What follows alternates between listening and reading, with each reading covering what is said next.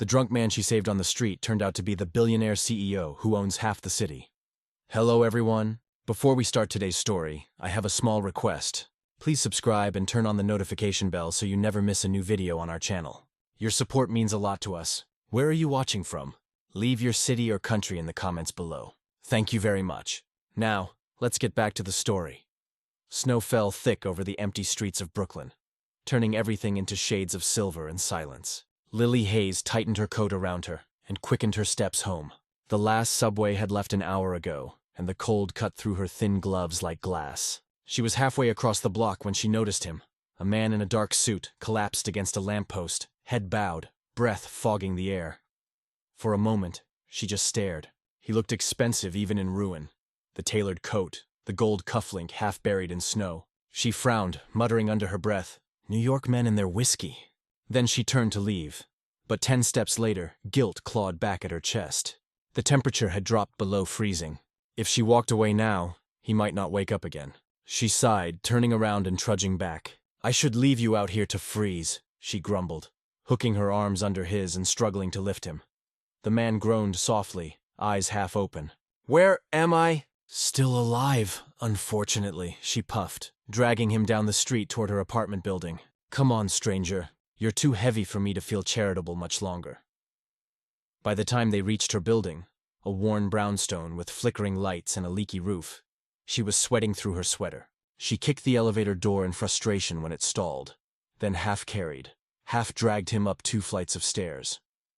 Inside her small 2-bedroom flat, the heater rattled like an old man's cough. She dropped him onto the couch, hands on her hips. He murmured something incoherent, then winced as if from a headache. "You shouldn't have helped me." "Well, you're welcome," she said dryly, tossing him a blanket. "Guest room's down the hall. Don't vomit on my couch." As she filled a glass of water, she glanced at him again. His features were sharp even under exhaustion. Strong jawline, clean hands, a faint scar near his temple. Not the face of a man who belonged on a sidewalk. "Who are you, anyway?" she asked. He hesitated, then smiled faintly. "Just Ethan." "Fine, Ethan," she said, handing him the water. "Drink, sleep, and don't die in my apartment. I can't afford a corpse report." She walked into her room, shaking her head. The snow kept falling outside, soft and endless, as if the city itself held its breath. In the other room, Ethan lay awake, staring at the cracked ceiling, his mind a blur of pain and fragments he couldn't piece together. For the first time in years, he wasn't surrounded by noise or power, only the sound of a woman's footsteps in the next room, steady and real, anchoring him to something he didn't yet understand. When Ethan woke the next morning, the world smelled like instant noodles and detergent. The room was too small, the light too bright, and the ceiling too close. It wasn't a suite at the Ritz. It was a cracked little box that barely fit the twin bed and his ego. He sat up, dazed, realizing the events of last night weren't a dream. His coat, probably worth more than the rent here, hung beside a stack of grocery bags, and from the kitchen came the clatter of pots and the hum of a cheap radio. "Morning, Sleeping Beauty," Lily called. "If you're planning to freeload, at least help with breakfast." He blinked, frowning. "I don't cook." "Then congratulations," she said, handing him an apron. "Today's your first lesson." The next 30 minutes were chaos. Ethan burned the eggs, dropped a plate, and somehow managed to turn instant coffee into something that tasted like regret. When he nearly set the pan on fire, Lily yelled, "You're worse than my toaster!" before both of them burst into laughter. Later that day, she handed him a list. "Chores," she said simply. "You live here, you help out." He stared at the paper. "Laundry, trash, groceries." "I'm not a guest," she interrupted. "Exactly." For a man used to private drivers and imported wines, standing in line at the corner store with a bag of rice and discount vegetables felt like punishment from the universe. Yet, when he saw Lily arguing with the cashier to save a few dollars, he couldn't help smiling. There was something oddly grounding about it, watching someone fight for simple things. That night, they ate noodles at the kitchen counter, knees brushing accidentally. The TV flickered with a rerun of some dating show. "You really live like this?" he asked quietly. Lily slurped a noodle, shrugging. "It's not glamorous, but it's mine. I work hard, I sleep well. Can you say the same?" He opened his mouth, then closed it. No, he couldn't. Not really. Over the next few days, something shifted. Ethan learned how to fix the squeaky door. Lily laughed when he proudly folded laundry. Wrong, but still folded. He teased her about her coffee addiction.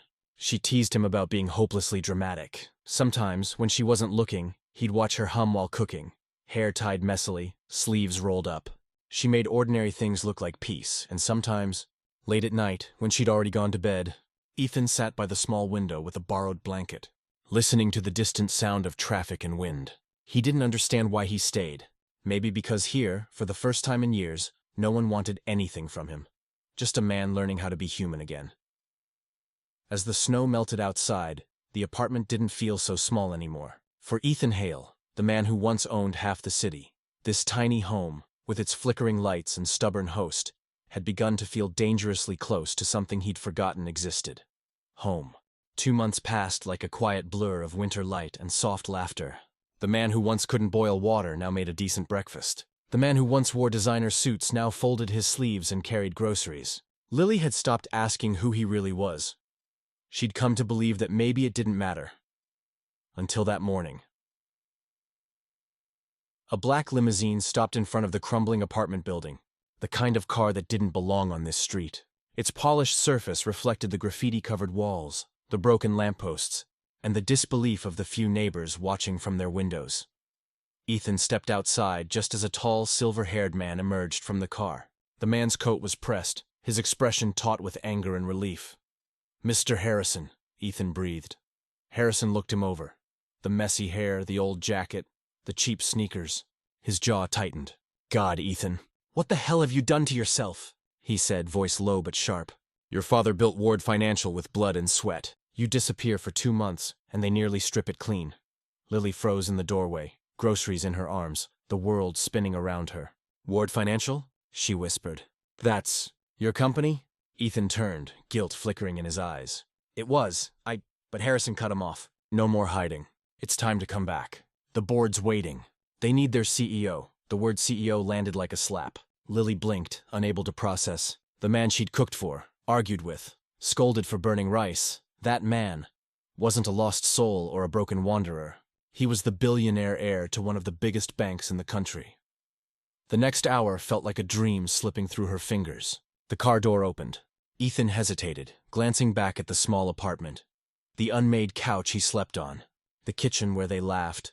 The place that had briefly been home. He left a sealed envelope on the counter before following Harrison into the car. When the limousine drove off, the street went silent. Inside, Lily tore the envelope open. Inside were several thick bills, too many, enough to cover rent for years. A note, short and neat. "Thank you for everything. You saved me." Her hands trembled. Money. That was what her kindness was worth to him. Her throat tightened as humiliation washed over her. Not because of the cash itself, but because of what it meant. In his world, everything had a price. Even compassion. Even her. She sank onto the couch, eyes burning. "So that's what I was," she whispered. "A charity case." That night, she scrolled through her phone and found him on every headline. Ethan Hale returns, the lost CEO of Ward Financial found alive. There he was, on the front page, in a tailored suit, shaking hands, his face calm, confident, untouchable. The same man who'd once tripped over her laundry basket and laughed. The coffee she'd made that morning sat cold on the counter, untouched. The apartment felt smaller than ever, not because he was gone, but because everything she'd believed for the past 2 months had vanished with him. And for the first time since she met him, Lily didn't feel pity for the man she'd saved. She felt foolish for letting herself believe he was one of them. Back at the towering glass headquarters of Ward Financial, Ethan Hale was once again the man in charge. The polished suits, the flashing cameras, the boardroom applause, they were all his again. Yet every night, when the lights of the city dimmed, his thoughts drifted back to a tiny apartment in the slums and the woman who'd once made him believe in warmth. Sometimes, after long meetings, he'd drive to that same neighborhood. He would park across the street, staring up at the window that used to glow faintly with soft golden light. He never went in, just watched, remembering how she used to hum quietly while washing dishes, how she'd scold him for burning toast. Then came him, Adrian Cole, the man every investor feared and every rival hated. Charming, cunning, ruthless, the kind of man who could smile while tightening the noose around your neck. When Adrian learned that Ethan's mysterious disappearance had involved a woman from the slums, he didn't just see gossip. He saw leverage. He found Lily easily. She was working overtime at a financial consulting firm, quiet but determined, still trying to rebuild her life. Adrian appeared one evening with coffee and effortless charm. I read your report on small business funding, he said smoothly. Sharp analysis. You deserve a real shot in the industry. No flirting, no pressure, just attention. The kind that made people feel seen. Lily, cautious at first, began to lower her guard. He was attentive, respectful, professional. Nothing like the man who had vanished and left her money like a tip. A few weeks later, Ethan's car pulled up outside a restaurant. He had come to apologize, or at least to try, but through the window he saw her laughing. Across the table sat Adrian, his hand resting lightly near hers, his smile knowing. Something dark ignited in Ethan's chest. Later that night, he found her walking home, her coat pulled tight against the wind. "Lily," he called. She turned, startled, then wary. "What do you want?" Ethan's voice was low, rough with emotion. "Do you even know who that man is?" "Adrian Cole, a predator in a designer suit. He's using you to get to me." Her eyes flared. "Oh, so that's what this is about. You can lie, disappear, and throw money at people. But the moment someone treats me decently, you call it manipulation?" "Because it is," he snapped, stepping closer. "He's dangerous." "So are you," she shot back, her voice trembling. "At least he doesn't pretend to be poor just to test someone's kindness." Something inside him broke. In a surge of anger and desperation, he grabbed her wrist, pulling her close. "Stop talking like you know me," he said, his breath uneven. And before he could stop himself, he kissed her. Hard, messy, aching. It wasn't passion. It was pain, guilt, love twisted into something unrecognizable. Lily struggled, pushing at his chest until he let go. Her lip was bleeding. The realization hit him like a crash. He staggered back, eyes wide with horror. I'm sorry," he whispered, voice breaking. "God, I'm so sorry." She didn't answer. Only tears fell down her cheeks, silent and steady. Ethan turned and walked away, his footsteps echoing down the empty street, each one heavier than the last. Behind him, Lily stood alone under the dim streetlight, wiping the blood from her lip, wondering how love could hurt this much without ever being spoken aloud. Weeks passed. The board meetings, the contracts, the endless corporate dinners, none of it could drown out her face. Lily's voice haunted him in the quiet hours between midnight and dawn. The world called him a visionary CEO, a man who rebuilt Ward Financial from ashes. But in truth he felt hollow, an empire in his name but no one to come home to. He had tried to forget. He threw himself into work, chasing deals, expanding markets, burning through every ounce of focus he had left. But every time he saw a woman in a beige coat crossing the street, his heart lurched. Every time he smelled cheap instant coffee, he thought of her tiny kitchen and that chipped blue mug she always used. One morning, he finally stopped pretending. He began appearing near her office, not to corner her, just to see her from afar. Sometimes he left a bouquet at the front desk, sometimes a handwritten note. "I'm sorry for the way I hurt you." Most of them came back unopened. Still, he persisted. He didn't send luxury gifts, no diamond bracelets or grand gestures, just quiet things. Her favorite flowers, a thermos of hot chocolate on a cold morning, a single card that read, "I miss the version of myself I was when you were around." Lily ignored it all. To her, his persistence felt like guilt, not love. She kept her head down, working overtime, taking extra shifts.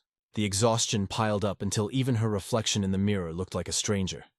Then came the day everything stopped. The city was gray with drizzle.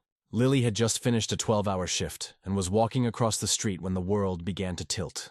Her vision blurred, her knees gave out, and then, darkness.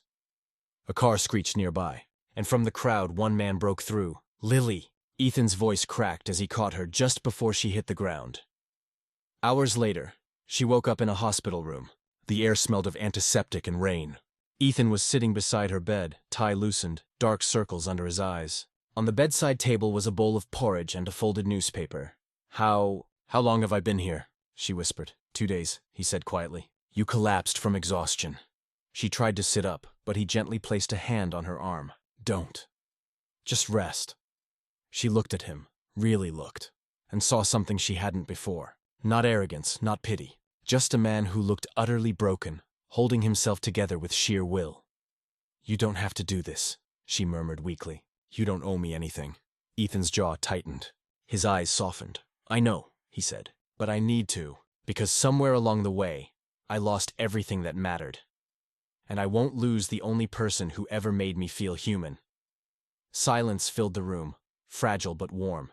For the first time, Lily didn't turn away. He stayed the entire night by her bedside, reading quietly while she slept, refilling her water, smoothing the blanket when it slipped. Outside, the rain kept falling, steady, patient, cleansing, and though neither of them said it out loud, something in that small, sterile hospital room began to heal. Adrian Cole never made a show of brutality. He preferred the soft surgical cuts, the whispers over champagne, the contracts slid across mahogany tables, the casual favors called opportunities. But if pressure would not topple a man, a carefully placed fracture could do the job. He watched Ethan. He watched Lily. He watched how Ethan's eyes softened whenever her name surfaced in a conversation, how he lingered by her building on certain nights. That small human tether, Adrian reasoned, was the lever he needed. So Adrian did what he did best. He engineered convenience that felt like kindness. He invited Lily to his country estate under the facade of a weekend retreat for young professionals. The invitation was flattering and perfectly timed, a respite from late nights at work, a chance to network with people who could help her career. Exhausted, appreciative, and wary but curious, Lily accepted. The villa was everything the brochure promised. White stone, manicured hedges, attentive staff.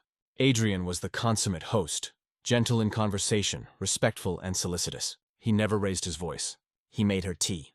He smiled as he listened to her speak about work, about the sacrifices she made. At no point did he reveal the calculation nestled beneath his charm, but the weekend stretched. Doors always closed when she tried to leave. Calls went unanswered.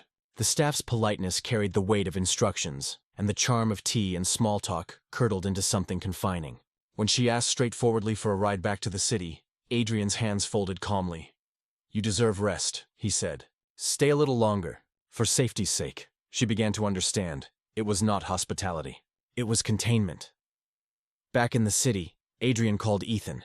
He did not shout. He never needed to. He presented a cold, businesslike bargain. 6% of Ward Financial's controlling shares, signed over to a trustee under Adrian's influence, or the situation with Lily would become complicated for everyone Ethan cared about. No threats on tape, no violence on camera, only implication, leverage, and the certainty that a man who valued control would feel the pressure of a personal loss.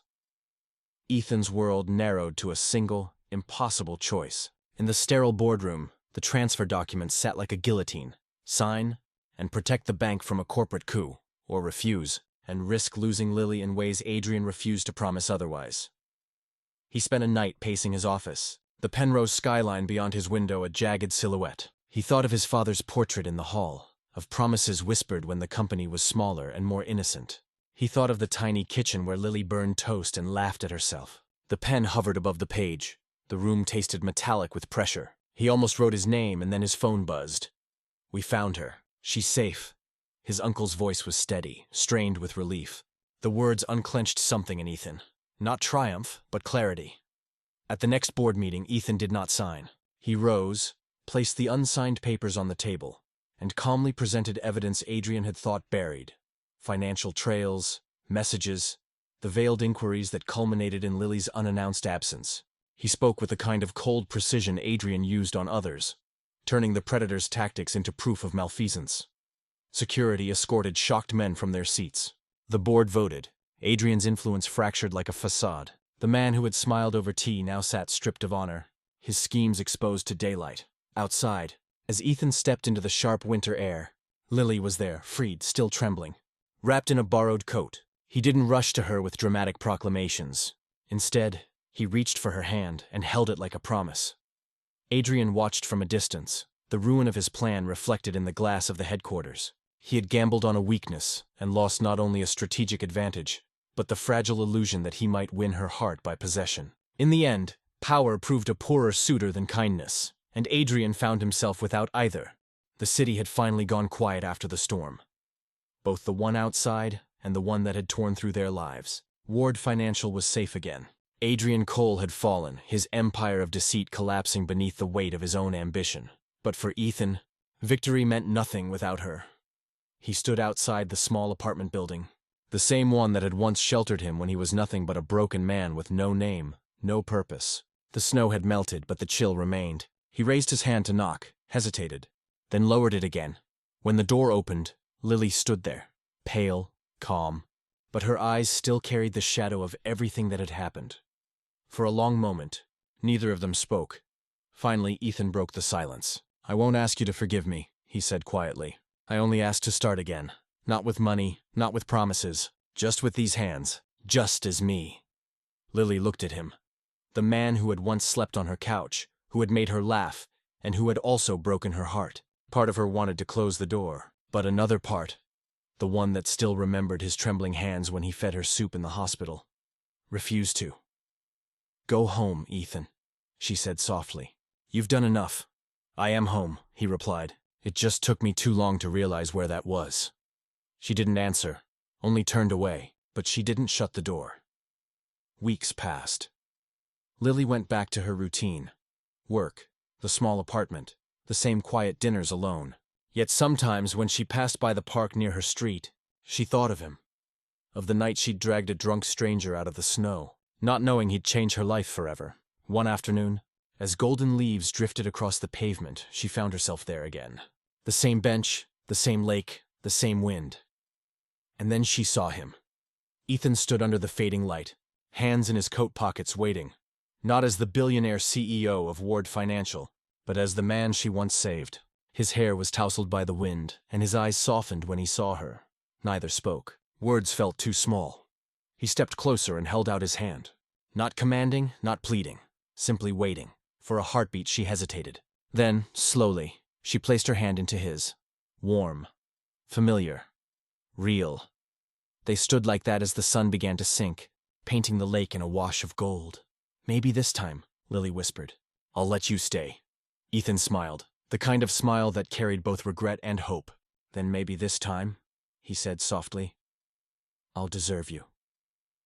The wind carried the last light of the day across their faces, two silhouettes against the dying sun, finally whole again. For the first time, neither of them felt lost.